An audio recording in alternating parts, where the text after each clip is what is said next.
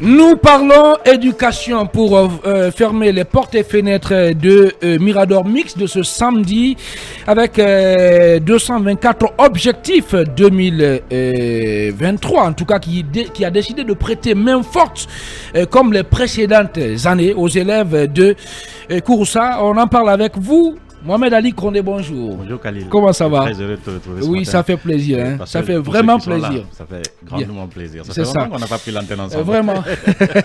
Bienvenue. Ça me rappelle beaucoup de choses. Allez, Bassekou pour la toute première question. Vous savez, sous l'heure seigneur de chacun, c'est problème. Non, on a le problème. Et toi aussi, tu as très problème. Bon, pour parler très sérieux, dites-nous, c'est quoi cette histoire de récupération du projet Objectif 224 bac par le ministère de l'enseignement pré-universitaire et de l'alphabétisation? Qu'est-ce qui se passe réellement? Est-ce que on t'a volé ton projet ou pas?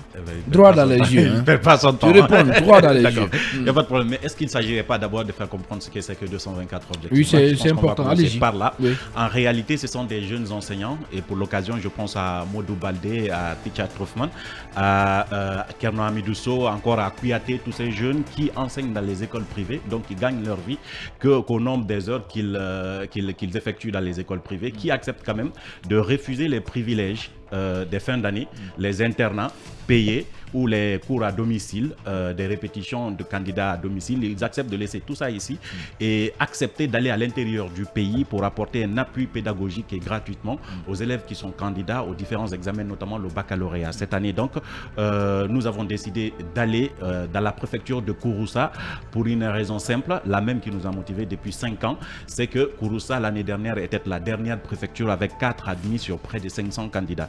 Donc du coup, Kouroussa n'ayant pas suffisamment eu ayant fait un résultat inacceptable pour nous l'année dernière, nous pousse à aller là-bas cette année. C'est ça ce qu'on appelle 224 objectifs bac. Nous l'avons fait depuis 2019. Vous vous souvenez qu'en 2018 on avait fait 24% d'admis. On avait dit que c'était les pires résultats que la Guinée ait connus depuis l'indépendance.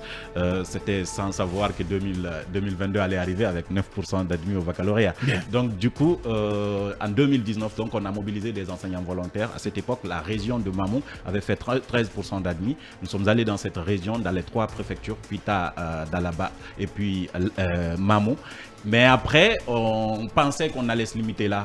Le projet ne devrait pas continuer, sauf que l'année qui a suivi, la région de Farana nous a appelés, ils avaient fait 12% d'admis. Du coup, nous sommes allés à Farana, à Dabola, et puis à Dingirai. L'année suivante, vous vous souvenez, Koubia avait fait 0% d'admis au brevet, ça avait fait tollé en 2020, 2021, je pense, si je ne raconte pas de bêtises. Donc, nous sommes allés à Koubia aussi et à Tougué. L'année passée, c'était Macenta qui était la dernière préfecture. Nous sommes allés à Macenta, ils ont fait quand même 66 admis. Et cette année, donc, nous partons à Kouroussa qui a fait 4 admis. Et une petite précision à ce niveau, c'est que l'Elouma, normalement, devrait être la dernière préfecture parce que l'Elouma n'a pas eu de candidat admis au baccalauréat l'année dernière. C'était 0% d'admis, 0 admis. Sauf que l'Elouma n'a présenté que 25 candidats dans une option sciences expérimentales. Et du coup, donc, on ne pouvait pas privilégier une préfecture qui a 25 candidats. Donc, on ne sait même pas s'ils seront candidats cette année encore, au détriment d'une préfecture qui avait fait 4 admis. Bien. Comparativement, il fallait aller à Kouroussa. Maintenant, sur la question de Bassekou, qui veut savoir, puisque on a vu des gens sur les réseaux sociaux. On n'entre pas dans les polémiques. Je vais commencer par dire faire la même chose que vous. La limite de notre projet, c'est qu'on n'a pas les moyens de suivre le projet. Donc, toute initiative, et nous recommandons fortement aux différents responsables, les ressortissants des différentes préfectures, de prendre notre suite. Par exemple, depuis qu'on a quitté Koubia, on ne sait plus ce qui s'y passe, mais ce qu'on peut dire, c'est les ressortissants qui nous accompagnent, former une association et faites comme nous parce que vous avez vu, c'est possible sur la base de rien. Nous arrivons à financer le projet sur la base d'un crowdfunding, d'un financement participatif. Du coup, s'il y a des ONG qui acceptent, par exemple, d'aller dans d'autres préfectures pour apporter des candidats, ce n'est qu'un appui, nous, à notre projet, on ne peut pas être contre. Sauf que ce qui s'est passé cette année, on a appris comme tout le monde au cours d'une conférence de presse que oui, des enseignants volontaires vont aller à l'intérieur du pays. C'était très salutaire pour nous, même si on ne savait pas de quoi quoi il s'agissait. Bien. Moi, personnellement, j'ai été interpellé par des collègues. Ah, tu vas à Kouroussa et puis tu vas à l'intérieur du pays, tu ne nous informes pas. Je dis, je ne sais pas de quoi il s'agissait.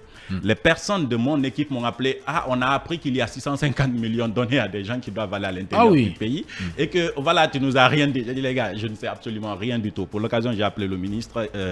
On en a discuté. J'ai trouvé qu'il n'y avait pas matière à polémiquer là-dessus. Puis on est passé dessus. On fait ce qu'on a l'habitude de faire. Et Mohamed Ali Conlé, notre invité ce matin de la Mirador Mix. Ce qu'on a remarqué, c'est que... Votre projet n'a pas été détourné, Mohamed Ali. Je vous explique en fait. Non, on a besoin d'une réponse concrète. Dites-nous, parce qu'il y a assez de polémiques autour de ça. Ouais. Dites-nous que c'est une nouvelle initiative du département vous allez et que ce n'est pas votre projet qui a été détourné. Mohamed Ali qui demande à quelqu'un de se calmer. Je vais vous expliquer de quoi il s'agit. Je suis en train de on nous raconte leur initiative. On va le laisser parler quand même, les gars. L'année dernière, M. Guillaume était arrivé, on lui avait déposé la note technique de notre projet, en fait, comme on le fait pour un appui institutionnel. Et lui, il était d'ailleurs le premier ministre à nous avoir accompagnés l'année dernière parce qu'il avait mis, je pense, 10 millions. Il avait promis de prendre tout le projet en charge, mais finalement, il avait mis 10 millions pour accompagner le carburant. Mori Kondé, pour l'occasion, avait donné le bus et la restauration. C'est comme ça on avait financé l'année dernière. Sauf que cette année, il y a un membre quelqu'un qui était membre, il était même ceux qui sélectionnaient les uns et les autres dans le projet, qui est à la base, qui est à la tête de la caravane qui va à l'intérieur du pays. Et ce qu'on a constaté, c'est que notre projet a été dévoyé. En fait, c'est presque le même projet. C'est ce qu'on a envie d'entendre.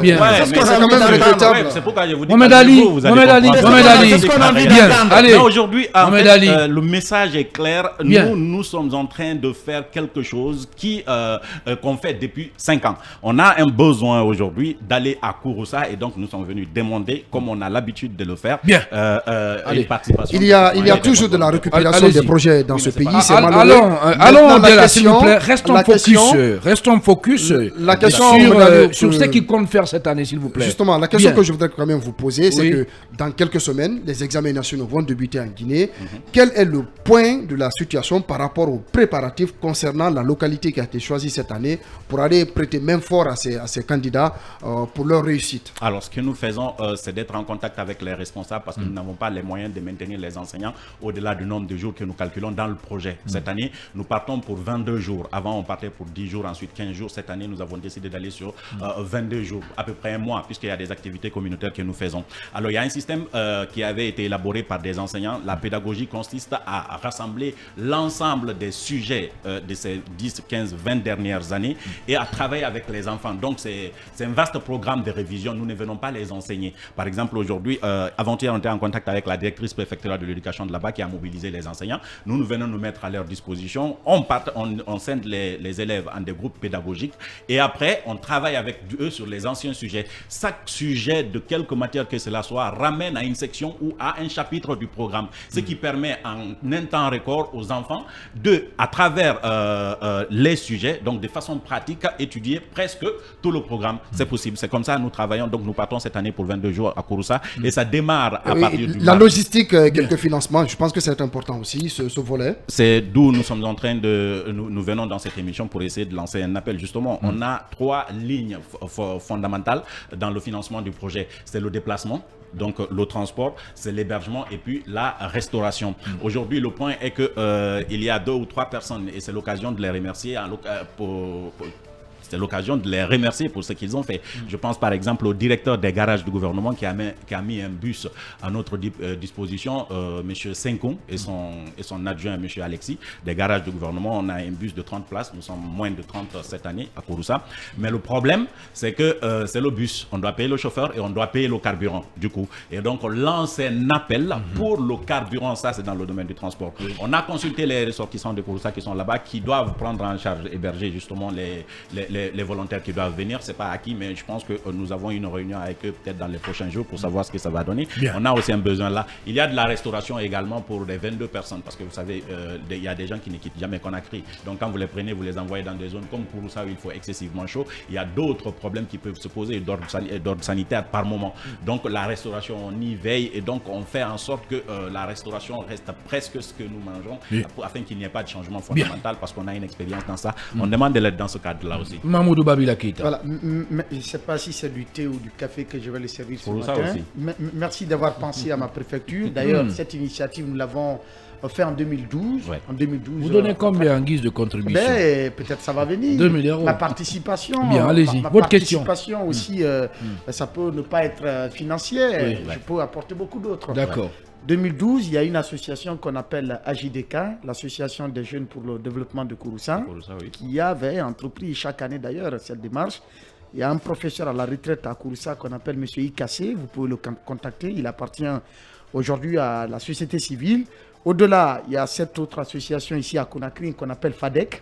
Je sais pas, il faut contacter Justement, FADEC. on a contacté FADEC et le Haut Conseil des ressortissants de Kouroussa. Et donc on effectivement, attend justement les retours. La réunion, Voilà. c'est par rapport à eux qu'on était en train de... Bien. justement. D'accord. Alors, par rapport à ma question, est-ce que c'est seulement les candidats de Kouroussa, la ville autrefois berceau de l'intelligentsia guinéenne, est-ce que c'est seulement les candidats du centre-ville de Kouroussa qui sont concernés par votre programme ou des autres sous-préfectures qui sont une dizaine? Il n'y a pas beaucoup de plus d'une sous-préfectures. dizaine. Kouroussa a 2 lycées publics, le lycée de Kouroussa et le lycée de Sandiana. Et le total fait 540 candidats. Attention, Plus il y de en a à 300. Barreau, il y en a à Douako. Non, c'est les statistiques qu'on nous remonte en fait. Ok. En fait, de Kouroussa, on nous a dit qu'il y a un lycée à Sandiana, à 40 km de Kouroussa, et le lycée public dans le centre de Kouroussa. Et ça fait 540 candidats, si je ne raconte pas de bêtises. Maintenant, sur les 540, plus de 300 candidats font sciences expérimentales. Il y a 94 en sciences sociales et le reste en sciences mathématiques. Donc, ce que nous faisons, c'est de voir là où il y a le plus de candidats, et ça, c'est le centre-ville. Et puisque c'est à 40 km, je pense,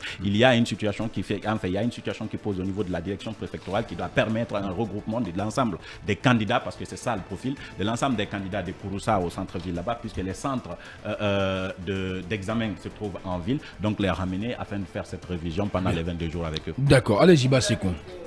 Votre initiative est salutaire parce qu'elle permet d'améliorer le taux d'admission au baccalauréat unique. C'est une initiative salutaire, sauf qu'en amont, il y a un certain nombre de problèmes qu'il faut prendre en compte. Il y a d'abord la situation des contractuels, par exemple, cette année, qui demandent plus de 6 mois d'arriérés, qui ne sont pas payés. Donc, il y a beaucoup d'établissements scolaires à l'intérieur du pays où on a noté des perturbations majeures dans le déroulement des cours. Il y a des localités également qui ne disposent pas d'infrastructures scolaires aujourd'hui.